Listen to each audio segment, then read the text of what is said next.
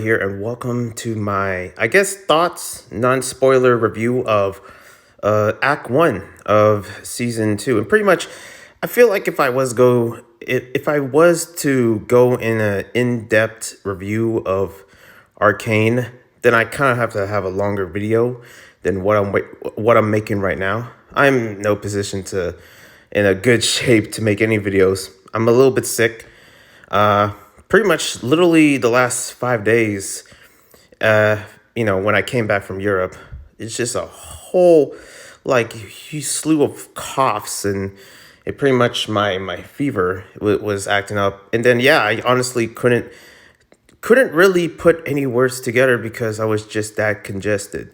I even did a two-part solo podcast, which I call Vince Talk, and pretty much I cut that to two parts, even though it's supposed to be all together because I was talking that long to the point where my congestion was getting worse and I had to stop. But yeah, this time I'm a bit better. I still can't really do long form videos. So yeah, might as well give you a non-spoiler kind of review or something like that of Arcane, or just me talking about it, having thoughts. I guarantee that there's other people that is highly more required or more capable of talking about Arcane in a very in-depth way. But I feel like this is a series that you should watch yourself and pretty much have your own opinions of just seeing what you saw when it comes down to just the whole entire series in general, because it is always like that visually stunning.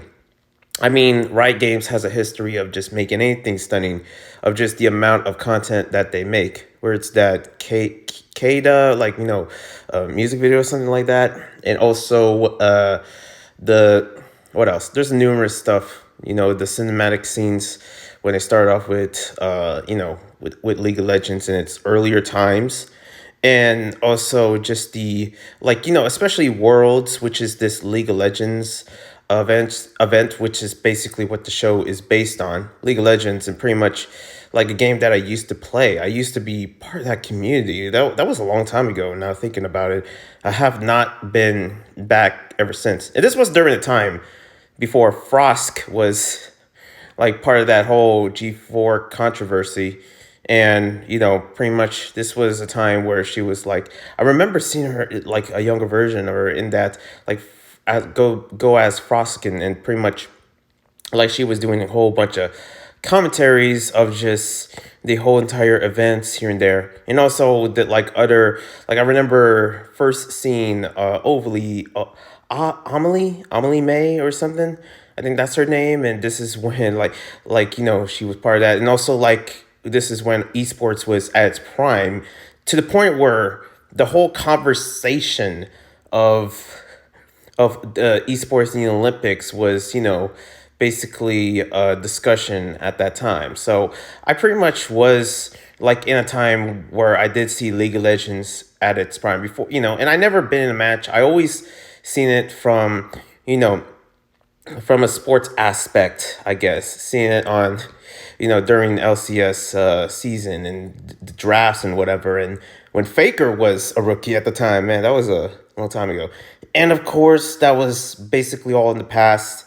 Now that, I move on to other games and stuff, yeah, that's all left behind. But the thing is that one thing that has never changed is Riot Games adaptation to, especially during Worlds, of just how they presented a group that is not very the most appealing and trendy, to be honest, when it comes down to their esports athletes, as basically as they call it. But the way they present them is almost legendary, even though they're just there standing, and you see these esports gamers going up against each other. There is no character or intimidation at all, and as somebody that is from within the the hip hop realms of of sport, and also dance, and just and also from other sports that my parents were into. And then I see it, and I see character from all over. I know it's not going to be any sense of character the same way like the NBA or something like that. And for some reason, Riot Games, whoever the director is, they just make them look stunning. And I guess it's the lineup, especially the artists. I think Linkin Park was also presenting them in a way where they were doing the songs, and also you see these esports competitors walking in the stage, like not in the most legendary way, but just walking in there in their way it was all set up and presented. It was always unique because the skill of just like Riot Games and whoever the director is, whoever the choreographer or person that is part of the director team are just so good of like what they do. They know how to link together everything in such an amazing rhythm to the point where it is just unbeatable. And you see that display pretty much just, unfold on these in the Arcane series, and just how stunning that everything just looks. You got a steampunk look to it. You got like a steel metal look to it of just any aspect of the series of whatever scene you see. Bring all that together alongside with the amount of emotions and the amount of just like emphasis of just character that's brought in. Especially I see that through V. I see that through Caitlyn,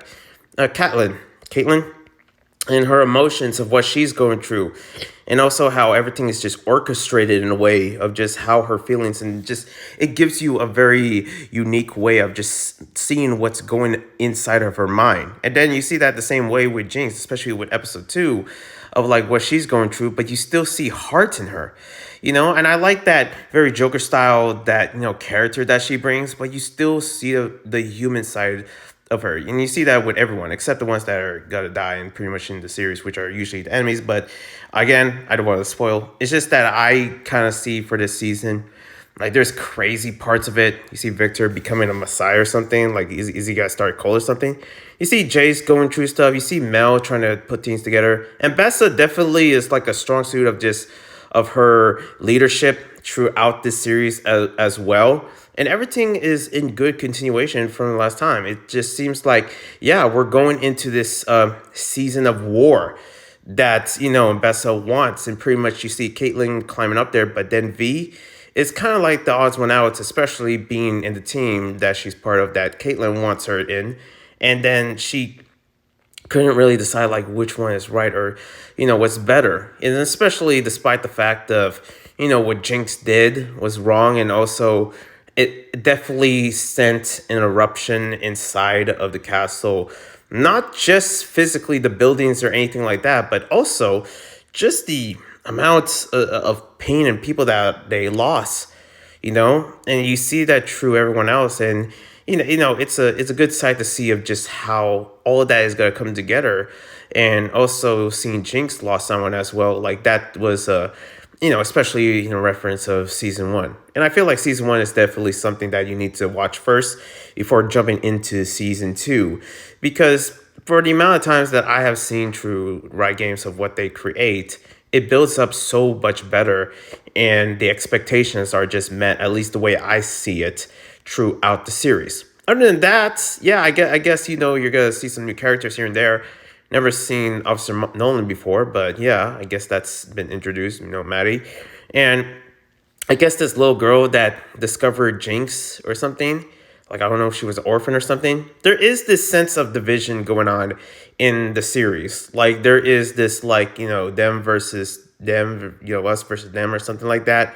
And yeah, there's a war up, basically abrupting. But also just stuff in the background, just like, what Jace discovers. Like, what was that whole thing? Especially walking into that whole thing, as a Heimerdinger, and also Echo. And it's good to see Echo. I still forget, like, what happened to Echo. I thought he died from last, season, but it seems like he's okay. I'm like, oh my goodness, hey, Echo. Like, I don't know what it is, but I just miss Echo. And the first time I saw him, I'm like, oh man, you're here. Okay. But then you see this, like, I guess building up relationship, because there's relationships lost, and there's build-ups to relationships of just like how these characters get along. And you kind of see that through, Echo and Jace as well. And also just a numerous amount of stuff that is, bound to be witnessed. They didn't rush this at all. They didn't really play around of just like what they wanted. They basically were direct of just like showing you what happened and how messed up it gets. And I like that. I pretty much appreciate that through all of it. Like, so like I want to talk about stuff that is like, a little bit of spoilers. This is when I get to a bit of spoilers, not a lot, okay? Because I tend to lose myself when I do talk about everything. So I'm just gonna talk about the quick things. Okay, spoiler alert. Okay, I don't even know if it's a spoiler, but here we go. Okay, three, two, one. You've been warned. Yeah, V and Evelyn. Sorry, I put Evelyn there. Who's Evelyn? V and Caitlyn kiss. Finally, is like, but it's in a way where it seems like it's not rushed, but it's also not really the biggest thing going on because it almost feels like there was something going on, like, that's going to happen that was going to wreck their relationship. And I was kind of right in a sense. Here's the thing. There's not a lot of LGBT plus, shows or something like that, or characters in shows that are done correctly. And I feel like this is the feud that has done it very well. There's just something about that really does, like, they truly see them as more of human instead of like, identity politics and stuff like that, which I kind of appreciate, especially for, V and Caitlyn's relationship. Like, I'm interested to see more of what that happens. And also the battle between Jinx and V. Sister versus sister. This was like, I knew this was going to happen. Also, another thing that I appreciate in episode 1, they didn't show Jinx right away. And I can appreciate that, knowing that Jinx was going to be a big role in the later episodes. They didn't rush into it much at all, They were kind of too busy, like, showing the post scenes and also what Caitlyn was going through, especially seeing the mother died and how she was going through that. And that was heartbreaking to see. But also what's more heartbreaking is literally how they were still being attacked, especially during the funeral. I don't know where these other random characters came from. And especially the ones that I didn't care much was actually the enemies in a sense. I don't know. Personally, that's the way I see it. Like, who is this freaking cat furry guy with a robot hand? I don't know. But yeah, other than that, pretty much the whole entire series of this was something. And then, of course, like, Caitlyn becoming a dictator and, Ambassa basically declaring martial law. That was something that was going to be a big role and almost like big trouble. And then you got the explosion that Jinx started in the city.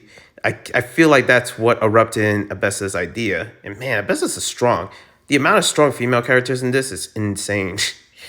They are beyond strong. Anyways, thank you guys for watching. Subscribe, like, comment, all that jazz. That is it. I gotta cut it because I'll forget a lot of things. And also, I'm still congested and sick.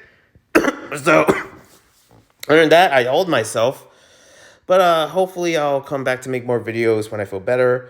And I'm excited for the next act. One love and a peace. God bless. God is good. Blood and love.